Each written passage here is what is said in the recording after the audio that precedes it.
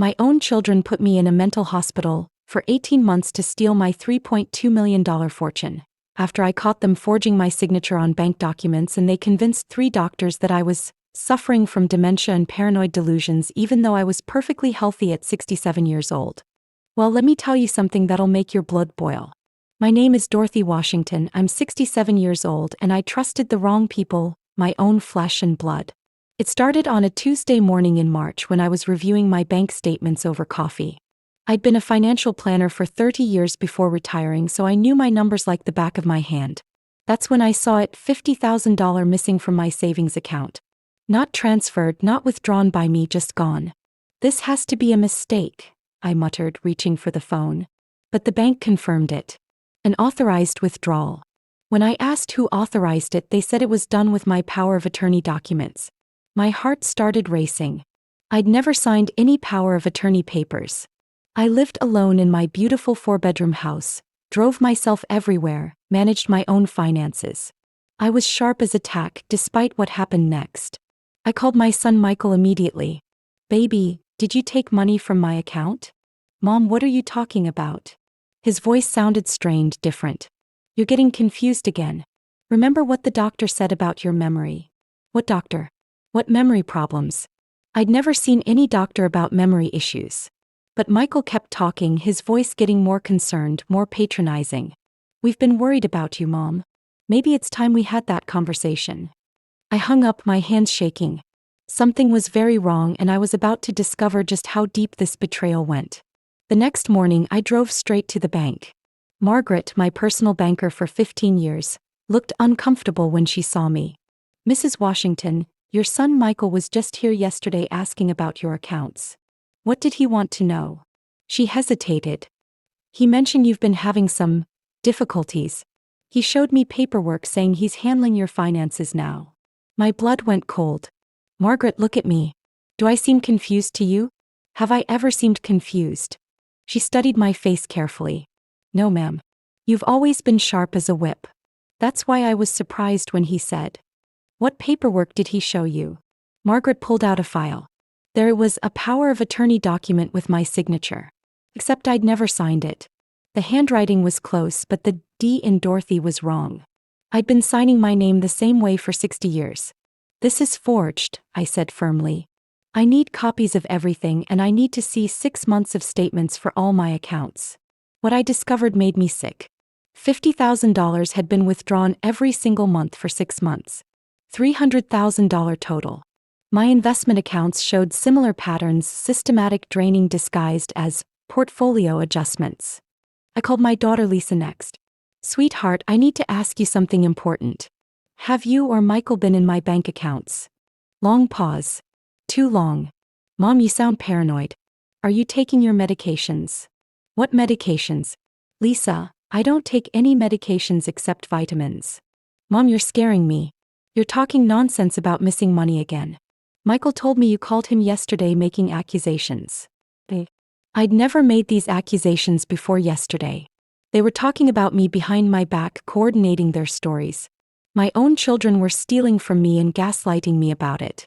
That night I couldn't sleep. I kept thinking about that word, again.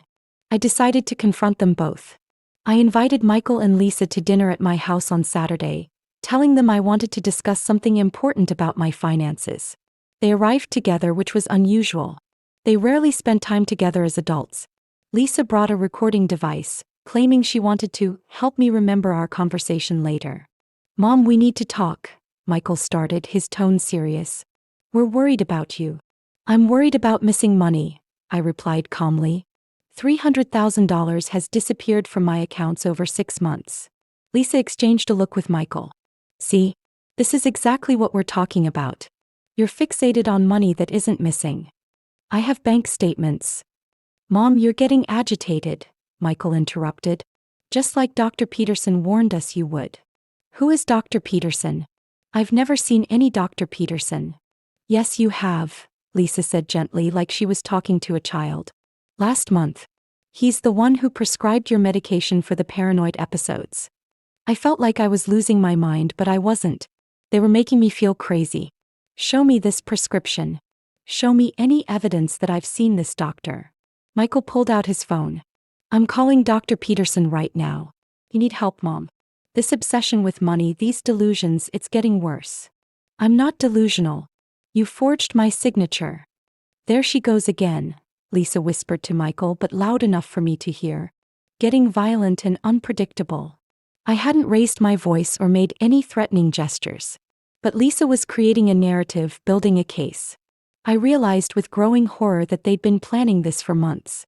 They were going to have me declared incompetent. The first doctor was Dr. Peterson, who I met the following Tuesday. Apparently, I'd been scheduled for this appointment by my concerned children. Mrs. Washington, your son and daughter tell me you've been having some troubling episodes. Paranoid thoughts about money, accusations against family members. Doctor, my children have stolen $300,000 from my accounts. I have proof. He didn't even look at the bank statements I'd brought. I understand you believe that, but your children have shown me evidence that you've been confused about your finances for months. They've been trying to help you manage your money and you've been resistant. What evidence? Dr. Peterson opened a file. Phone recordings of you making incoherent complaints about missing money. Emails you've sent that show clear signs of paranoid thinking. Your son Michael has documentation of your increasingly erratic behavior. This was impossible. I'd never sent any such emails, never had any recorded phone calls. They were manufacturing evidence. I'd like to prescribe something to help with the anxiety and paranoid thoughts, Dr. Peterson continued. Risperidone should calm your mind. I don't want medication. I want my money back. Mrs. Washington, this fixation on money is exactly what we need to address. Your children are wonderful, caring people who are trying to help you. These accusations are hurtful and unfounded. I left that office shaking with rage and fear. They weren't just stealing my money, they were stealing my credibility, my autonomy, my identity. But I wasn't going down without a fight. I hired a private investigator that afternoon. Unfortunately, it was already too late. The knock came at 6 a.m. on a Thursday. 2 police officers and a woman with a clipboard stood on my doorstep. Mrs. Washington? I'm Dr. Sarah Chin with the County Mental Health Department. Your family has petitioned for an emergency psychological evaluation. Based on what? Reports of increasingly erratic behavior, paranoid delusions, and threats against family members. I never threatened anyone. Officer Martinez stepped forward. Ma'am, we have recordings of you threatening to destroy your children if they didn't return money you claim they stole. More manufactured evidence. Those recordings are fake. My children are stealing from me. This is exactly what your family described, Dr. Chin said, making notes. Fixed delusions about theft, paranoid thinking. Mrs. Washington, we're here to help. I don't need help. I need my children arrested. They exchanged those looks, the same looks Michael and Lisa had been giving each other. The looks that said, poor delusional old woman. Mrs. Washington, you're going to come with us for a 72-hour evaluation. It's for your own safety. I'm not going anywhere. This is my house. I was wrong. They had legal authority. A judge had signed the commitment papers based on statements from 3 doctors, Dr. Peterson, Dr. Rodriguez, who I'd never met, and Dr. Williams, also a stranger to me. All 3 had diagnosed me with early-stage dementia and paranoid delusions. All 3 had been contacted by my loving, concerned children. As they led me away in handcuffs, I saw Michael and Lisa watching from a car parked across the street. Lisa was crying, putting on a show for the neighbors. Michael was on his phone, probably calling the moving company. Riverside Mental Health Facility looked like something from a horror movie. Gray walls, fluorescent lights. The smell of disinfectant mixed with human despair. They took my clothes, my jewelry, my purse, everything. I was given a hospital gown and paper slippers, then led to a small room with a bed, a toilet, and nothing else. When can I call my lawyer? I asked the nurse, a tired-looking woman named Janet. Patients in the acute wing aren't allowed phone calls for the first week. Doctor's orders. What doctor? Dr. Reeves. He'll see you tomorrow. That night, lying on the thin mattress, I heard other patients crying, screaming, talking to themselves. Some of them probably belonged here. But others, like the elderly man next door, sounded perfectly lucid when he whispered through the wall that his nephew had committed him to steal his house. How long have you been here? I whispered back. 2 years. Every time I tell them I'm sane, they increase my medication. My blood ran cold. 2 years. The next morning, Dr. Reeves entered my room with 2 orderlies. He was young, arrogant, already convinced of my diagnosis before meeting me. "Mrs. Washington, I've reviewed your file. Quite concerning: paranoid delusions, financial obsessions, threats against family members. Those are lies. My children are stealing my money." "Your children are saints," he said firmly. "They visit regularly, they're heartbroken about your condition. They've provided extensive documentation of your deteriorating mental state." "What documentation?" He showed me a thick folder. Photos of me supposedly acting erratic, pictures where I looked confused or angry taken out of context. Voice recordings that sounded like me but contained words I'd never spoken. Even medical records from doctors I'd never seen.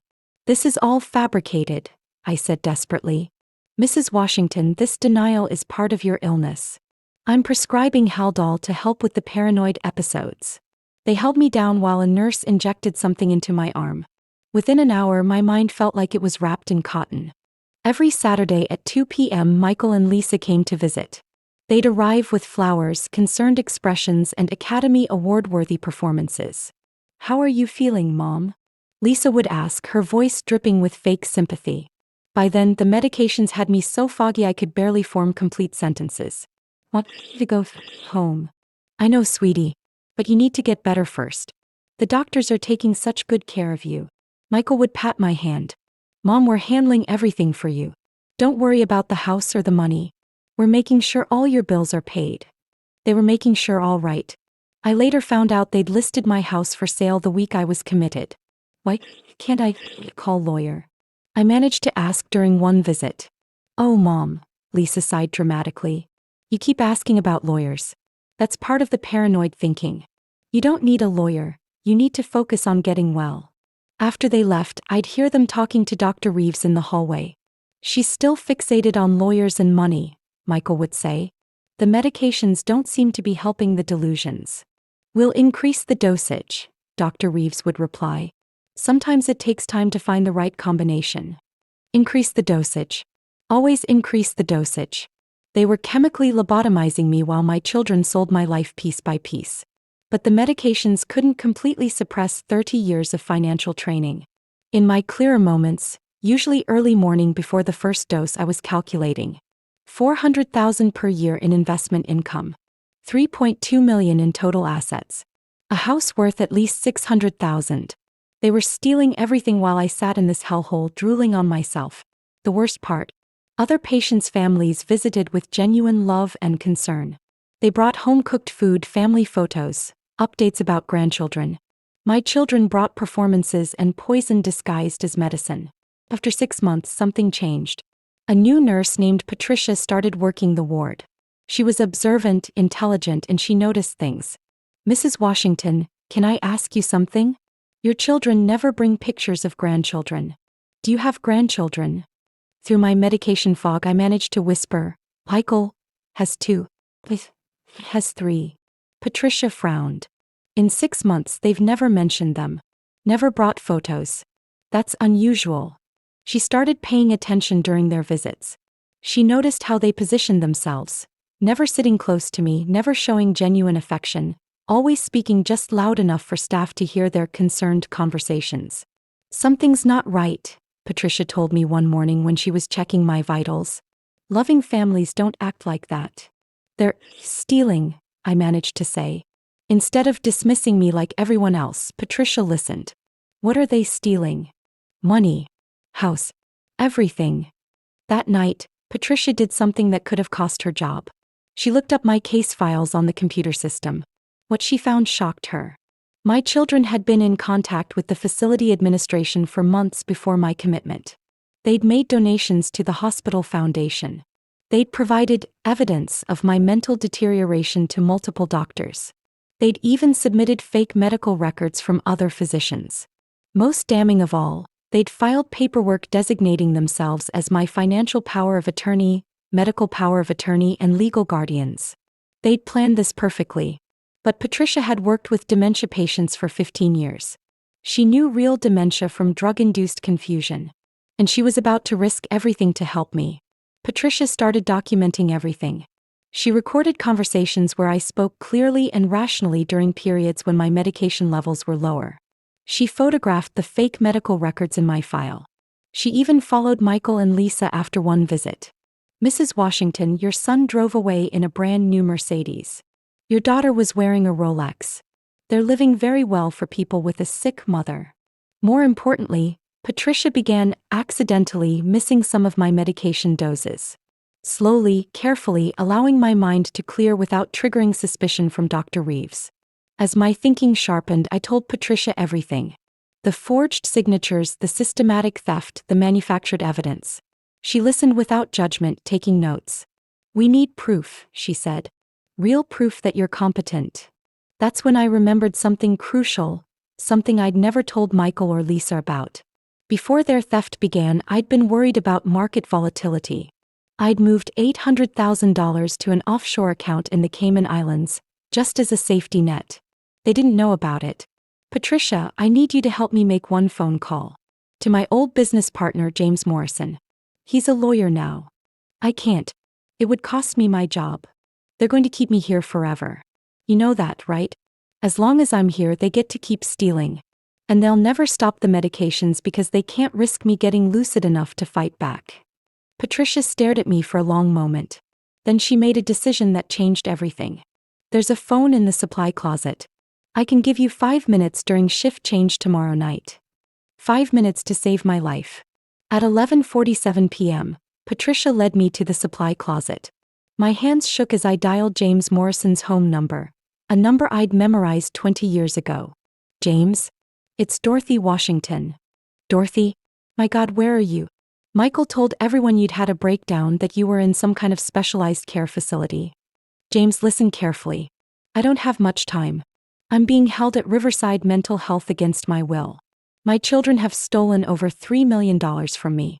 They forged power of attorney documents and had me committed to cover their tracks. Silence. Then, Dorothy, that's a serious accusation. James, you've known me for 25 years. Do I sound crazy to you? No.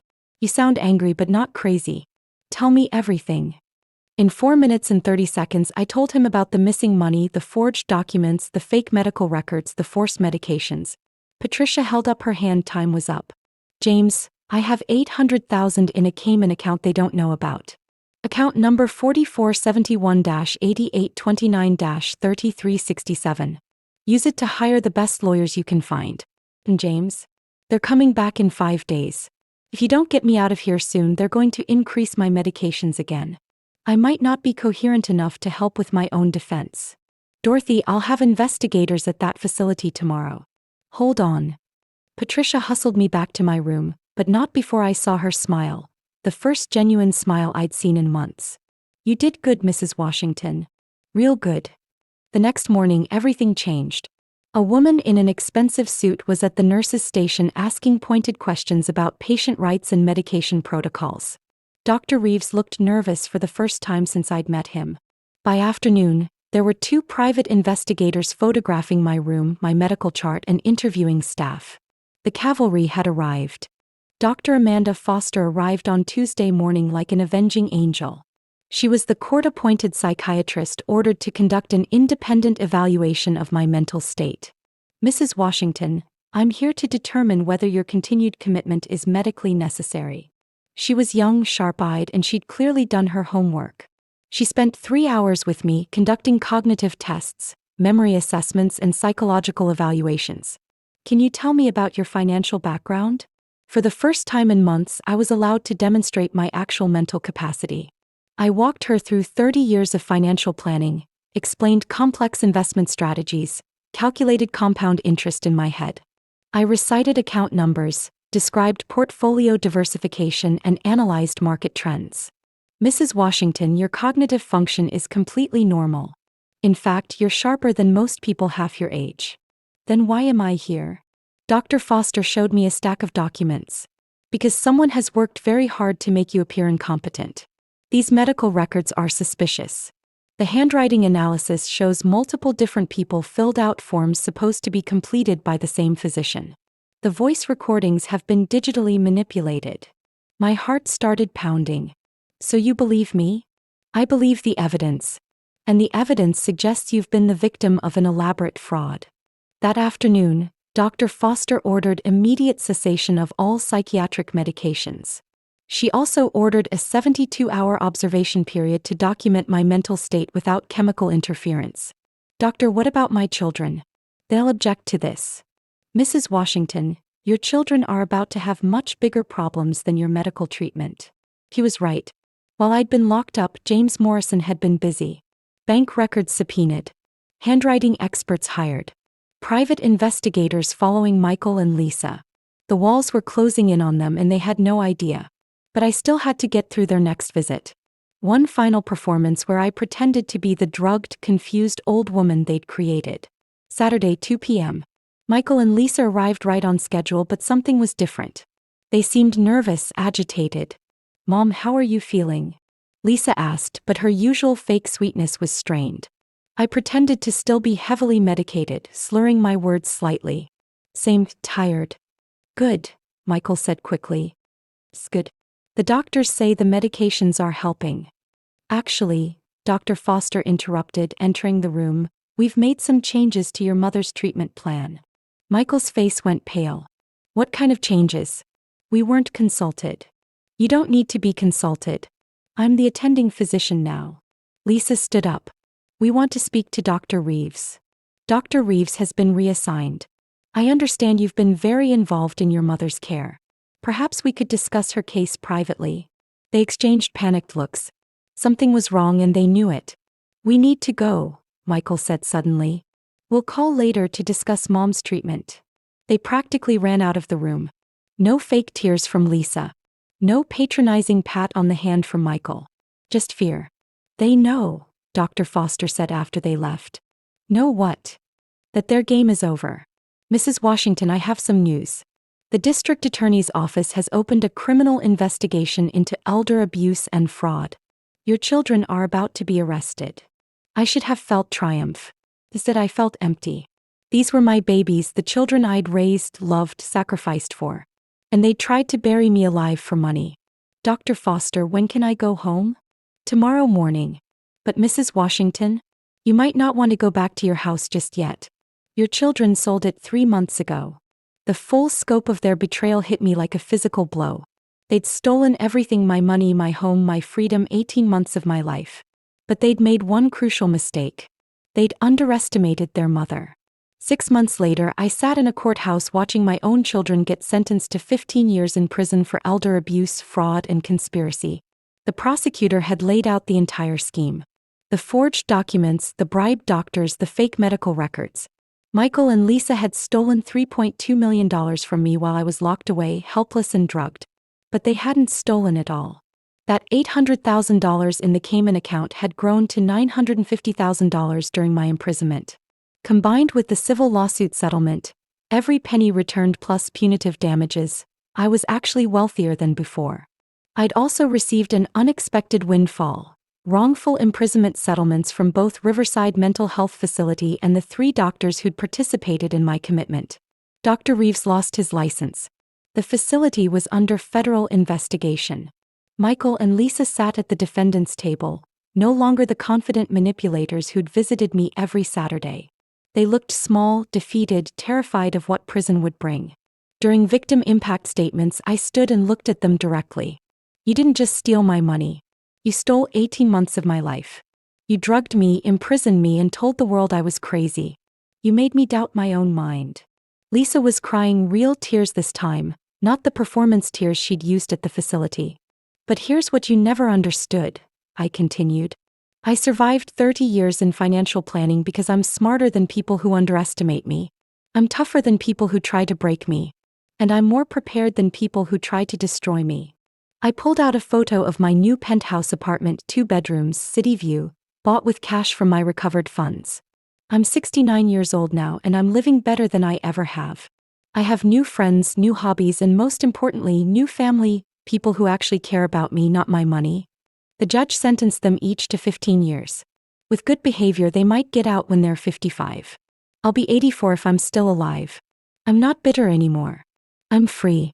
Walking out of that courthouse, Patricia, the nurse who saved my life, was waiting for me. She'd quit Riverside and now works for an advocacy organization protecting elderly patients. How does it feel? She asked. Like I got my life back, I said. Like I got myself back.